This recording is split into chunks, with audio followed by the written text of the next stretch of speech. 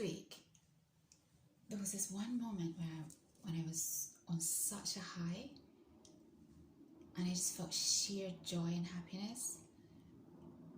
And two things happened at the same time. I think I found out about both on the same day, actually. First one was there's a drum and bass event on Sunday in Milton Keynes. I don't know if I'm going to go just because I don't really know much about Milton Keynes. It's not really a place that I've thought, oh, you know what? Let me go and check out Milton Keynes.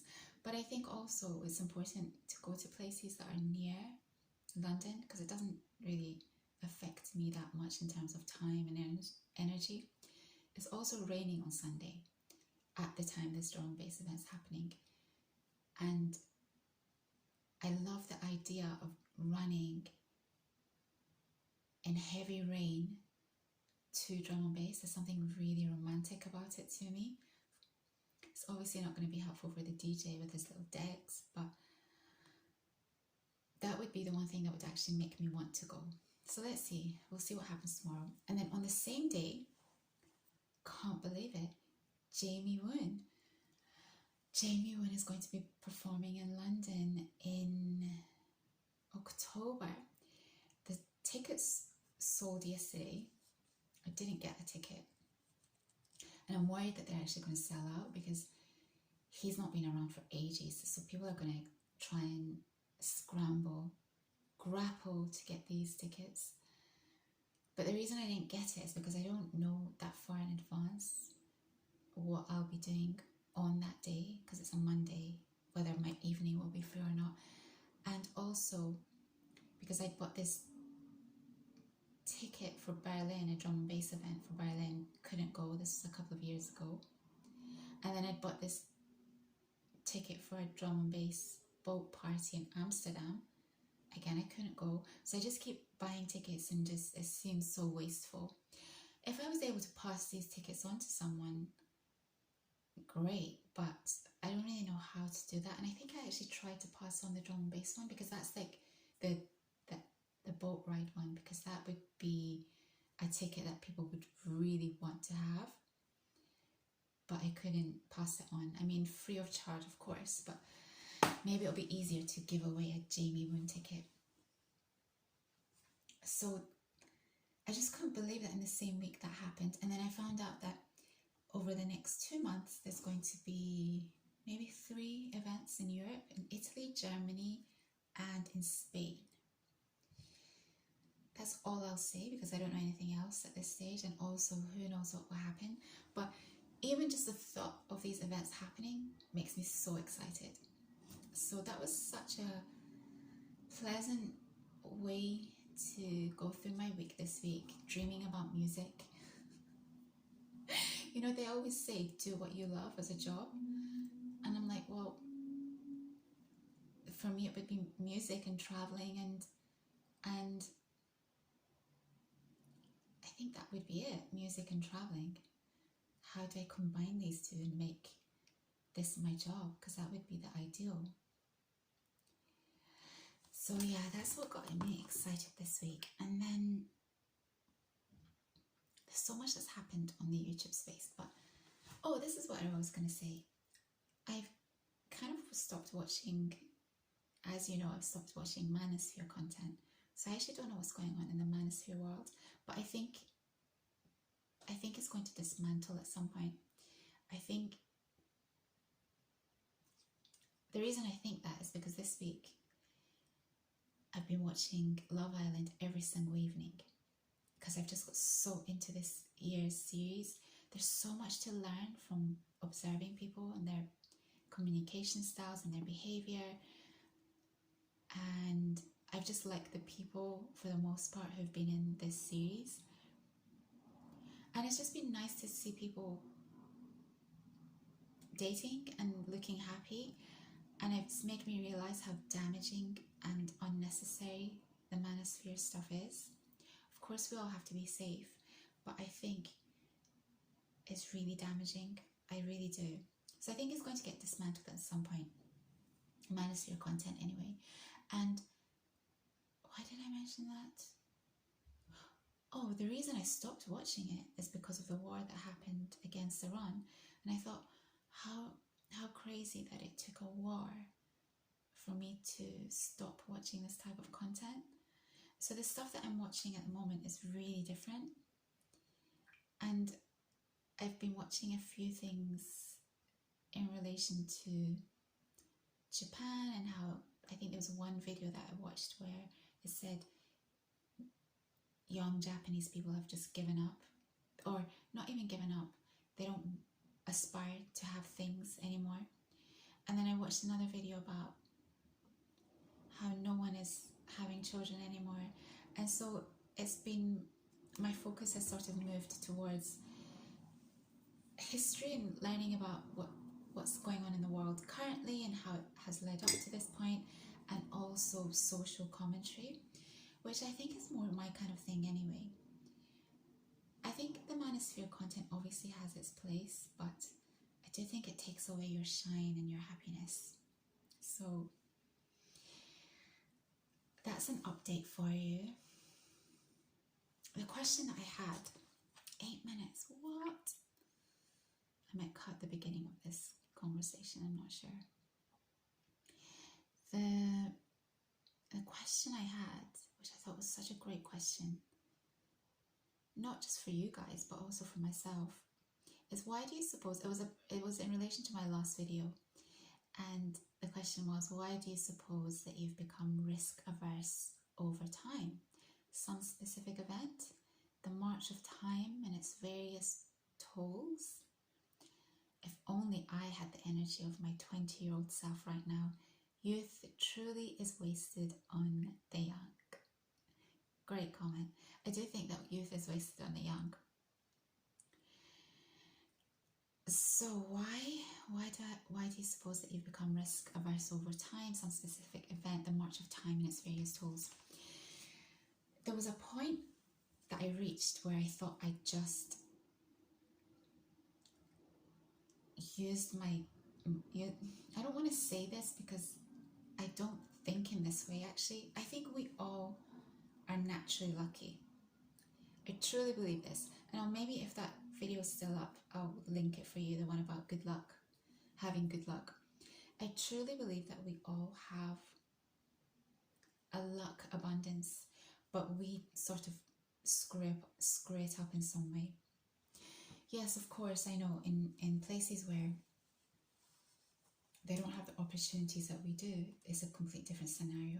But in the West, let's put it like this, in the West, I think we have a lot of luck on our side. And so I think there were a few reasons why I became risk averse, because the risks that I'd taken in the past it felt like, or it feels like, they haven't really benefited me in, probably financially, I guess. I feel like had I chosen a more traditional path, which is what my family would have liked for me, I think I would have been very, very successful by now. Just because it would have been a natural progression from maybe how I was raised, the education that I had, etc., etc. But I went against the grain, and I really struggled with people around me when I was in my 20s, particularly in my 20s, because I felt like no one of my peer group thought in the same way as I did.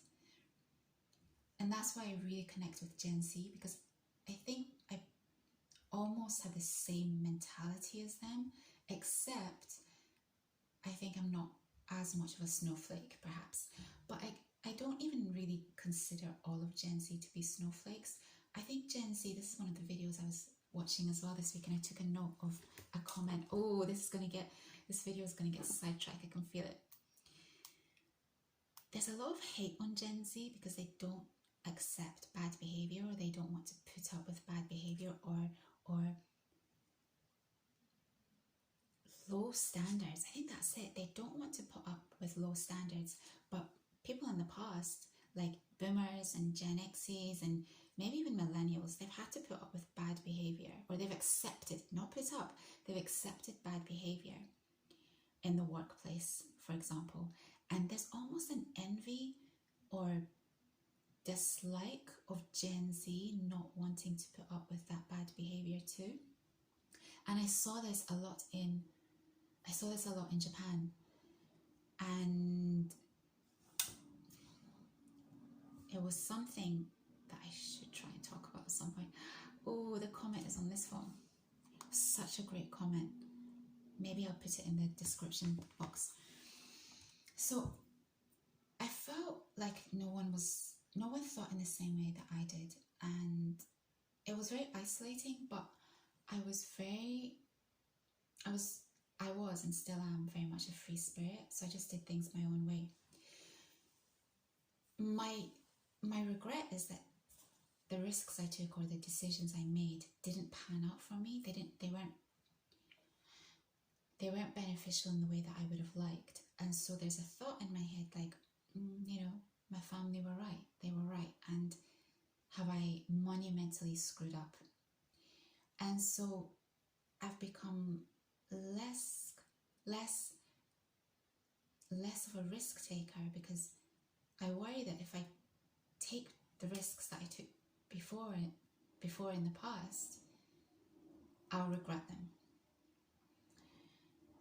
But I think the risks that I'll take will be different types of risks. For example, I would probably choose to be abroad, and the focus will just be on, rather than working hard, playing hard, it would probably be more on just working hard, probably.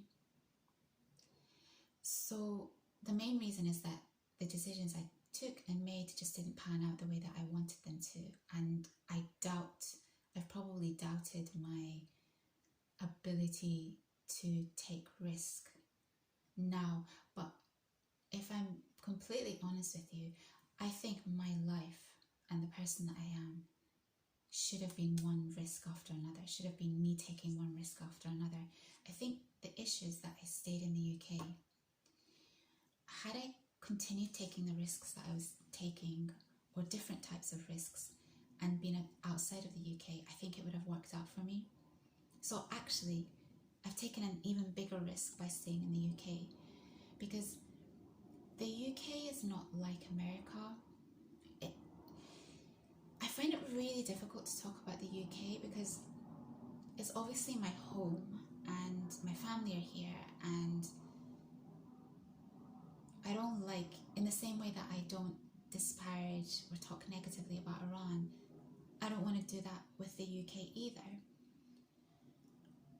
And so I'm reluctant to kind of take it there, but I think my personality and the way that I am would have been better suited to a country like America, say, where it's okay to just be really gutsy and confident, whereas in the UK, confidence is seen as arrogance. And I always struggled with that, because I think you can be confident and not be arrogant. You can be quietly confident, but here it's almost like you have to sort of downplay yourself. You have to play by the rules and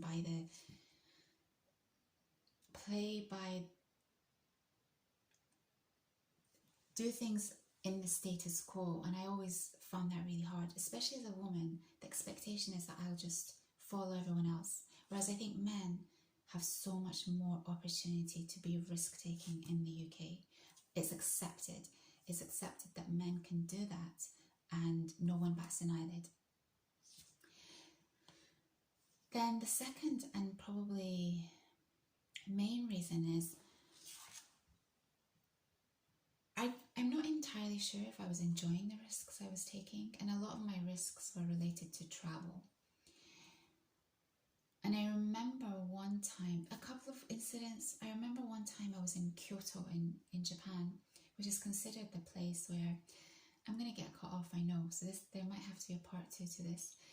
In Kyoto is traditional and old Japan. It's where all the temples are. It's where the geishas, the geisha culture still exists. Not in the same way as the past, but it still sort of exists. It's very traditional. And I remember visiting Kyoto, and we came out of the station, and I looked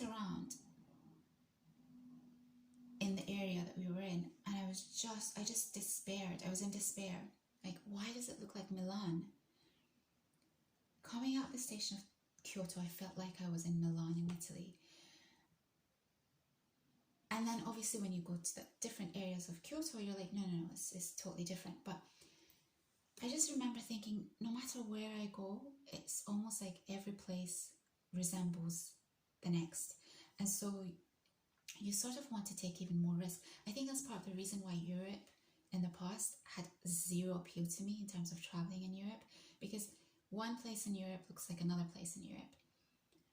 The only place that I've been to, other than perhaps a place like Iran, is only Japan really that I consider to be so unique in terms of how it looks, culture, behavior, everything. And even then, I still had that one moment in Kyoto where I was just like, why does it look like Milan? So it stopped being interesting to me. As much as I say that I want to travel, and I do, I wonder if it will be the same, or I'll just not have the same desire and passion for it as I did in the past. I want to get out of my comfort zone and go to places that are completely undiscovered for me. Like, I don't know anything about South America. I don't know anything about Africa.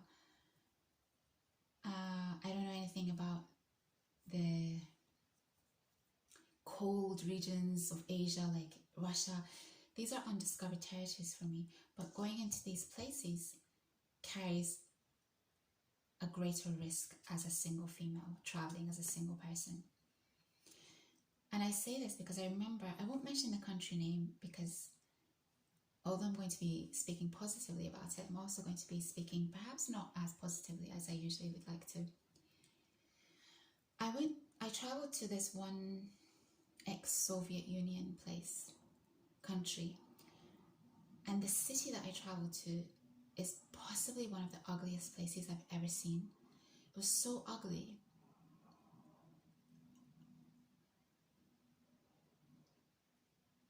I just felt this heaviness in my heart, and yet,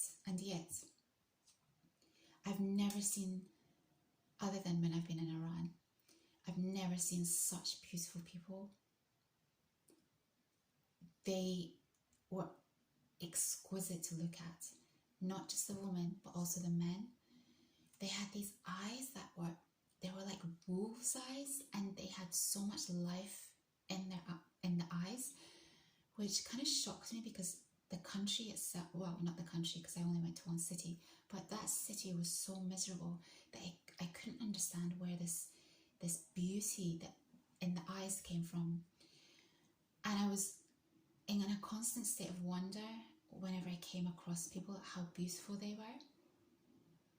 But it was a really ugly place, and why am I mentioning this? Oh yeah, I had a couple of incidents in this city. The first one was when I arrived in the country. The airport was really strict on me, and back then, I'm really mellow now, but back then, I would always kind of say my piece, sort of, like I would stick up for myself, whereas now I let a lot of things go. But I'd got stopped at the airport, and the lady who was dealing with me, she basically, what's the word? What's that word when they judge you based on maybe your name or how you look? Oh, it's a good, profiled me. She profiled me. And I don't know, I don't want to make assumptions. Maybe they do that with all foreigners that go to this place, because not many foreigners do go.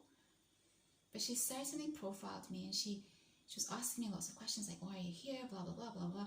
I said, I'm a tourist, and she was being really difficult, and so I was a little bit difficult back. And so she took my passport and went off somewhere thinking that it would really scare me. And I was so blasé about it. I was like, I'm not doing anything wrong. I'm here as a tourist. I have nothing to be afraid of or hide.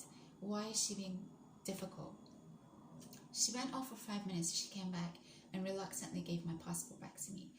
But it was a huge red flag to me. Like, in these type of places, I don't know what the rule of law is like, and anything could have happened. And so that was a kind of initial warning when I arrived in the country.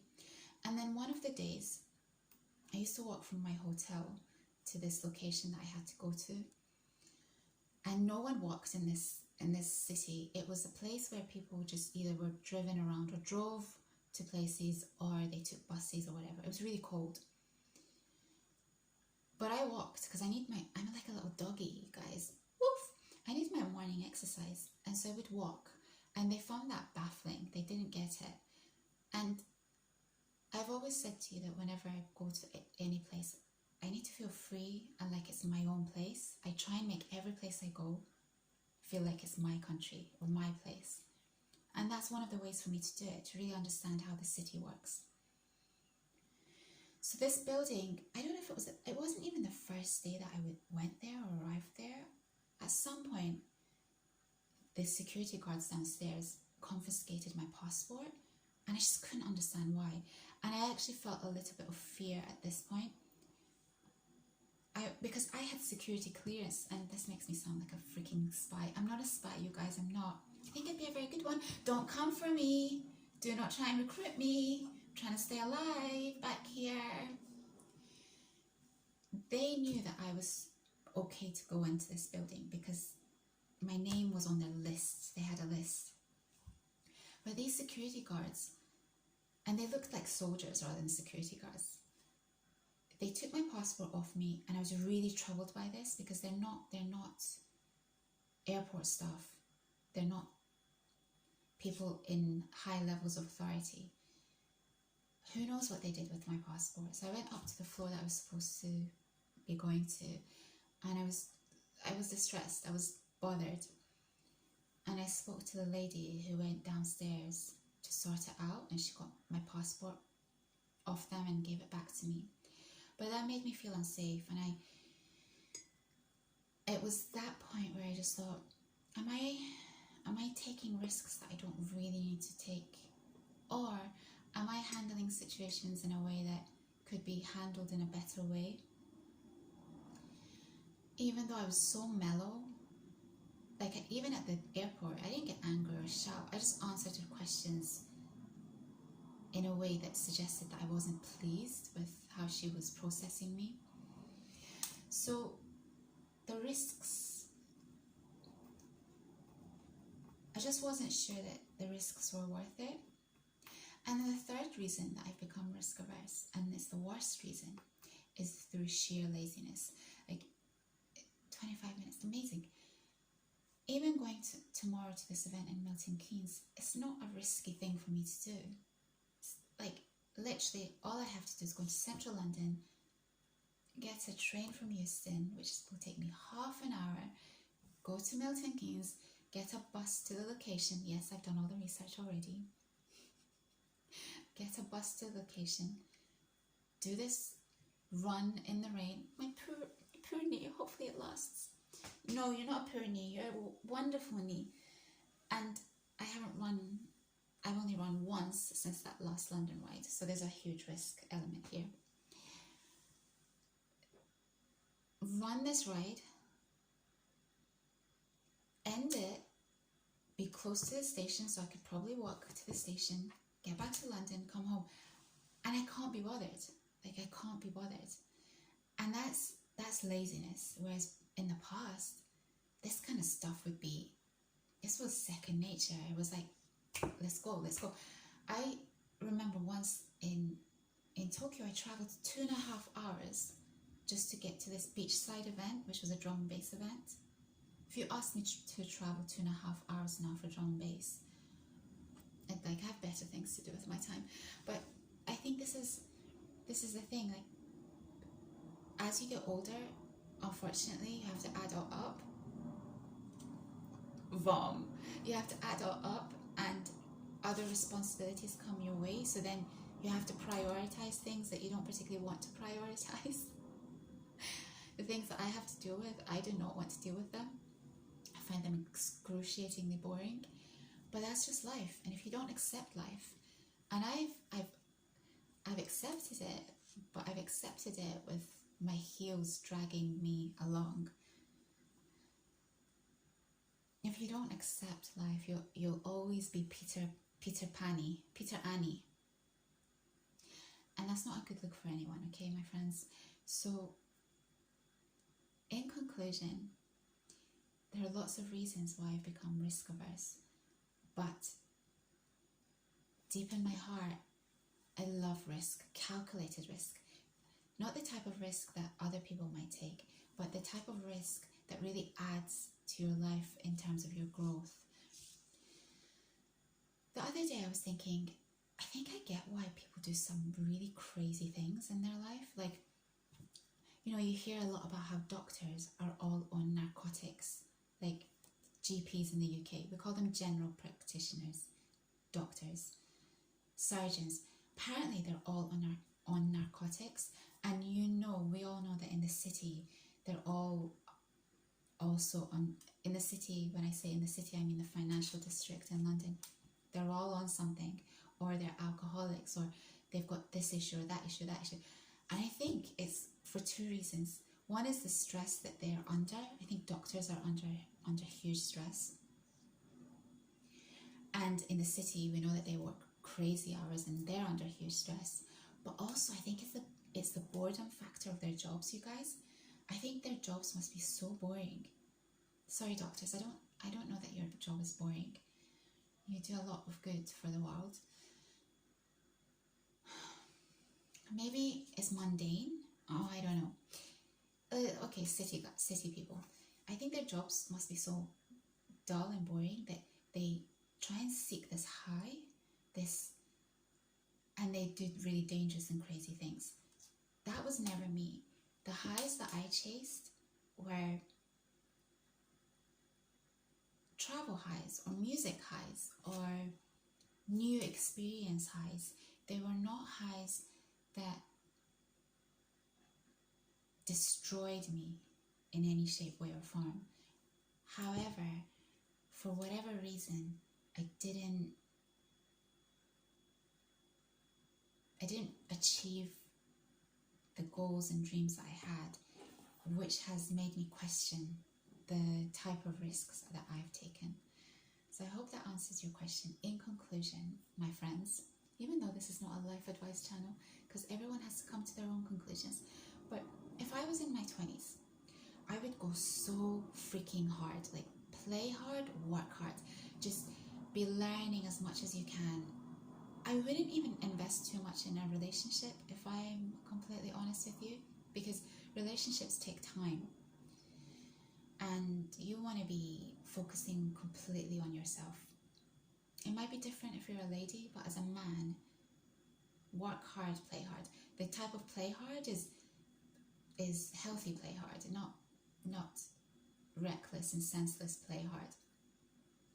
And then in your 30s and 40s, you can start to relax a little bit. What you don't want to do is be sitting at home feeling sorry for yourself, lose your 20s, and then once you get into your 30s and 40s, you're just in a lot of trouble because you haven't made the most of that really important period in your 20s.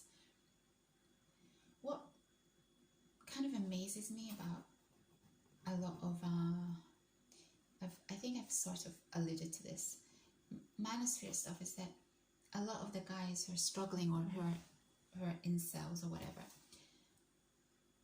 they don't really take care of themselves in terms of how they look in their 20s.